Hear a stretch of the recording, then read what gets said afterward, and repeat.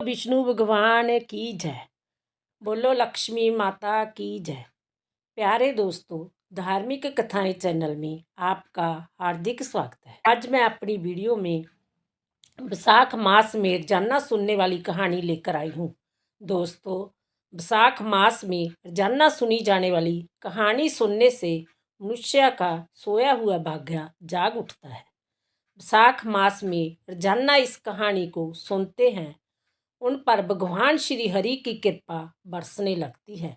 दोस्तों, कहानी सुनने के बाद यदि यूट्यूब चैनल धार्मिक कथाएं लाइक और सब्सक्राइब नहीं किया तो ज़रूर करें।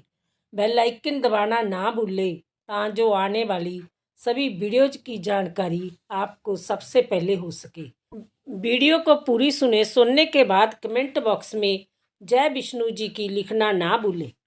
कहानी। एक बार एक राजा था और उसकी एक रानी थी। उनके कोई संतान नहीं थी। रानी राजा से कहने लगी, आप दूसरा विवाह कर लो। राजा कहते हैं, नहीं, यदि मैं विवाह करवा लूँगा तो तुम्हारे साथ ठीक नहीं होगा। दोस्तों, परंतु रानी नहीं मानी। उसने राजा को मजबूर किया, आप दूसरा विवाह करवा लो ताकि संतान हो सके।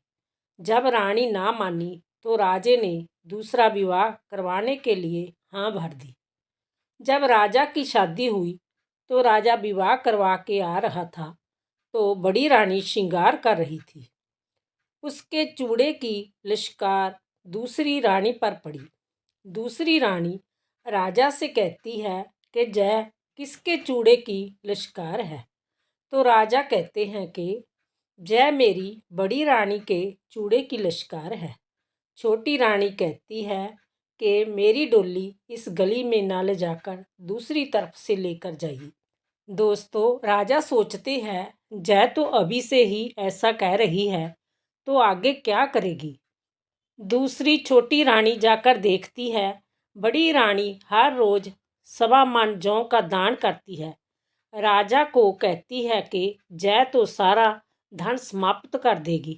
तो राजा दूसरी रानी से कहते हैं कि जय तो शुरू से ही वैसाख के महीने में जौ दान करती है। रानी कहती है इसका जौ का दान बंद करवाओ। जय 1.25 मन जौ का दान करती है, 1.25 सेर करवाया जाए। इस प्रकार जौ का दान बंद करवा दिया। दोस्तों, एक दिन छोटी रानी अपनी दासी से कहती है, देख कर आओ कि बड़ी रानी कहाँ जाती है। रानी का पीछा किया और उसने देखा कि एक पेड़ में जल डालती है और बुड़बुड़ करके आ जाती है। दासी छोटी रानी से आकर कहती है, एक पेड़ की जड़ में जल डाला और कुछ बुड़बुड़ करती है। तो छोटी रानी कहती है, जय हमें ही गालियाँ देकर आती होगी, और छोटी रानी आसन पट्टी लेकर बैठ जाती है और राजा से कहती है कि शहर के सारे वृक्ष कटवा दो, सारियाँ नदियाँ और तालाब बंद करवा दो। राजा रानी से कहता है, बैसाख का महीना है, लोग तो बैसाख के महीने में वृक्ष लगवाते हैं, प्याऊ लगवाते हैं। परंतु जब रानी नहीं मानी तो राजा ने अपने सैनिकों से कहकर सारे वृक्ष कटवा दिए और सारे तालाब बंद करवा दिए। दोस्तों, एक दिन राजा अपनी रानी से कहता है कि मैं शिकार खेलने जाना है, जब से तू आई है मैं शिकार खेलने नहीं गया।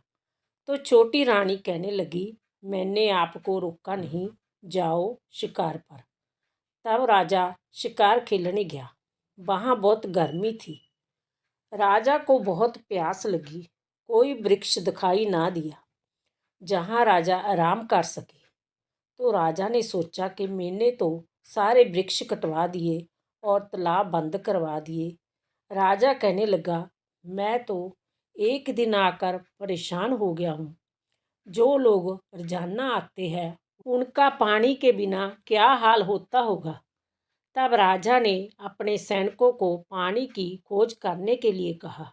दोस्तों, तब एक सैनिक ने वृक्ष के ऊपर बैठकर देखा। दूर तक नजर मारी, उसे थोड़ी दूर पर पक्षी बोलते हुए दिखाई दिए। तब राजा कहने लगा, जहाँ पक्षी है वहाँ पानी जरूर होगा। तब राजा वहाँ पहुँचा और उसे किसी ने पानी पिलाया। तो वहाँ आकाशवाणी हुई, एक राजा के दो रानी है, उसके पुण्य के प्रताप से जहाँ पानी और छाया है।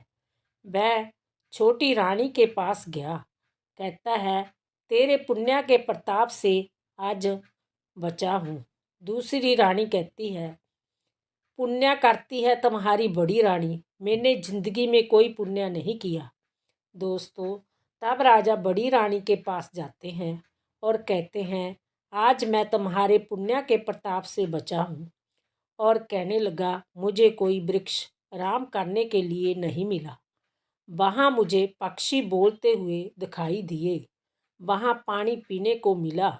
जब वह वहाँ पहुँचा तो वहाँ एक सूंड वाला आदमी मिला और एक औरत मिली जो बाल बाल मोती पुए हुए थे, और एक बैल के जैसा मनुष्य मिला। बड़ी रानी कहती है, सूंड वाले तो गणेश जी थे और जो बाल बाल मोती पुए हुए थे वह पार्वती जी थी, और जो बैल के समान थे वह भगवान शिव शंकर थे। आपको तो भगवान गणेश, शिव जी और पार्वती के साथ साथ दर्शन हो गए हैं। आपने बहुत पुण्य किए हैं। राजा कहता है कि मुझे भूख लगी है, मैं खाना खाऊंगा। रानी कहती है, मेरे जहाँ तो जौ के आटे की रोटी बनती है, आप वह नहीं खा पाएंगे। तो राजा कहता है कि नहीं, मैं वही रोटी खाऊंगा जो तुम खाती हो। दोस्तों, तब राजा खाना खाने लगा तो राजा की आंखों में आंसू आ गए। तो रानी कहने लगी, राजा जी, मैंने आपको पहले ही कहा था कि आप यह भोजन नहीं कर पाएंगे। दोस्तों, तब राजा ने कहा, मुझे ऐसा आनंद महलों में भी नहीं आया, इसलिए मेरी आंखों में आंसू आ गए हैं। तो राजा कहने लगे, आज रात को मैं यहीं सोऊंगा। तब रानी कहती है, मैं तो ज़मीन पर सोती हूँ, तुझे नींद नहीं आएगी। राजा ने कहा, नहीं, मैं भी ज़मीन पर सोऊंगा। तब वहाँ आकाशवाणी होती है, तुझे बेटा मिलेगा। रानी कहती है, बेटा छोटी रानी को दो। राजा कहते हैं कि छोटी रानी ने तो आपके साथ ऐसा बुरा व्यवहार किया और तुम उसका भला सोच रही हैं। दोस्तों, राजा छोटी रानी के पास गए और सारी बात बताई। राजा ने कहा, तुम उसके साथ बुरा किया, लेकिन वह फिर भी तुम्हारा भला चाहती है। तो छोटी रानी कहने लगी, उसे महलों में ले आओ। राजा ने कहा, मैंने उसे महलों से नहीं निकाला, तुमने ही निकाला है, तुम लेकर आओ। तब छोटी रानी घोड़ा लेकर बड़ी रानी को महलों में लाती है और कहती है, आप आगे लगो, मैं पीछे लगती हूँ। दोस्तों, विसाख का महीना पूरा हो जाता है, दोनों रानियों के पुत्र हो जाते हैं। विसाख देवता, जैसे तुमने रानियों को पुण्य दिया वैसा सबको देना। बोलो विसाख देवता की जय। दोस्तों, विसाख महीने में हर मनुष्य को सूर्य उदय होने से पहले स्नान करना चाहिए और त्रिवेणी को सींचना चाहिए। विसाख महीने में रोजाना त्रिवेणी को कच्ची लस्सी से सींचा जाता है। दोस्तों, त्रिवेणी क्या है? त्रिवेणी उसे कहते हैं जिस जगह पर पीपल, नीम और बट वृक्ष तीनों इकट्ठे एक जगह पर होते हैं। सींचने के बाद त्रिवेणी के समक्ष एक घी का दीप जलाया जाता है, दही त्रिवेणी में अर्पित की जाती है। जो मनुष्य विसाख मास में इस तरह त्रिवेणी की पूजा करते हैं, पूजा करने के बाद त्रिवेणी की परिक्रमा करते हैं, भगवान विष्णु उन पर अत्यंत प्रसन्न होते हैं, उसे मन इच्छित फल प्रदान करते हैं। दोस्तों, रविवार को त्रिवेणी को जल नहीं देना है, क्योंकि त्रिवेणी में पीपल होता है। पीपल को एतवार को जल नहीं दिया जाता, ना ही पीपल के समक्ष रविवार को दीप जलाया जाता है, क्योंकि एतवार को पीपल में दरिद्रता का वास होता है।